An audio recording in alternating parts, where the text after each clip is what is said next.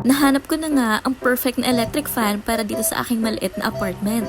Walang iba kundi itong Kanazawa Tower Fan. At ayan, makikita nga sa box kung gaano lang kalaki at kagaan itong electric fan na to. Syempre, excited na akong ma-unbox at ma-assemble para matry natin kung maganda nga ba talaga siya at malakas ang hangin na may bibigay niya kahit ganito lang siya kaliit. For the basa lang tayo muna ng instruction. As a strong independent woman, kailangan nating assemble to. At ayan, finally, naitayo na natin ang tore, charis. So next naman, itatry na natin yung different modes niya at saka kung ano pa yung mga options na available dito sa tower na to.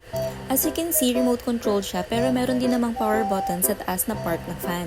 Ayan. Merong on-off switch, yung speed, timing, at saka kung gusto nyo na nagsiswing yung fan. Same options din ang available sa kanyang remote control. Tapos, up to 7 meters pala, kaya pa rin ma-detect ng fan kung ano yung buttons na pinipindot mo dun sa remote control niya. Sa digital screen niya, makikita nyo yung temperature ng room, yung speed, at saka, kung naka-timer siya, ayan, makikita nyo din yung option. Kung naka-timer siya, meron parang maliit na clock sa upper right side nung fan. Pwede nyo maset yung timer up to 12 hours, kung saan, pagka naka 12 hours na yung fan, automatic na siyang mag-off. So, wind speed naman, yung number 3, kaya na magpababa ng up to 2 degrees Celsius from the normal temperature ng room, depende kung gaano pa rin kainit sa labas.